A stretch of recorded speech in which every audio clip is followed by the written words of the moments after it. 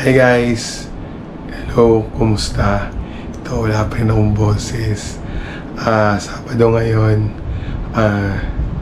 lalabas tayo kasi magkita tayo ng mga kaibigan ko. Naisipan namin sa BGC nilang magkita-kita. Medyo ilang weeks na rin kasi kami hindi lumalabas at nagkikita-kita. So, kami mga weekender people, mga walang pasok ng weekend. So, ayun. So, sa BGC tayo guys. Tara!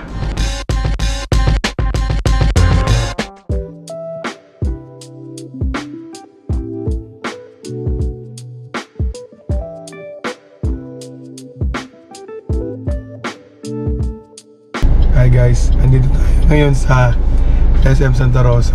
Susundin natin si Resel. Hindi na sa bahay nila. Layo pa ng bahay nila. Tapos dediretso pa tayo ng BGC. Grabe ang hirap ng walang boses. Update na lang kayo ulit mamaya. Hi guys, andito na tayo ngayon sa BGC. Ayun si Resel, si Jeris, pati si Don. Magkakasama kami. So, tumatawid kami ngayon sa SM Ora. Papunta kami ng High Street. Parehas hindi mo tumawid itong dalawang kasama ko. So, nakita nyo, ayan, nasa High Street na tayo. Walang direksyon kung saan kami pupunta. Bahala na kung saan kami dali ng mga paa namin. Balak pa ata mag-scooter tong dalawa. Buti na lang hindi natuloy. Pumunta kami ngayon sa barbecue chicken. Ang sarap ng pagkain dito. Mura pa. Naging paborito na namin to basta pagka-Korean.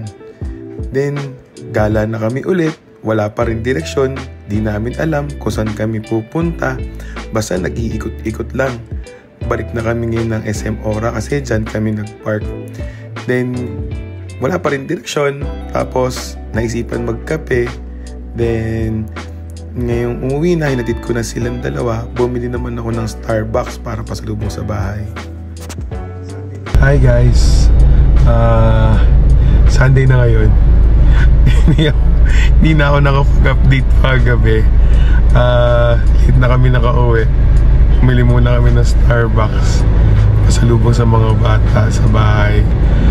Ngayon, paalis ako. Actually, papunta ako sa bahay ng tito ko kasi napapunta ako ngayon. Sa ilang linggo na kami din nagkikita. So, ayun, yun lang. So, wala naman siguro magiging ganap mamaya. Papahinga lang. Pasok na ulit bukas kasi Monday na. Although pang gabi pa rin yung pasok ko. Forever. Anyway, ayun, pa siya. Sige guys, bye!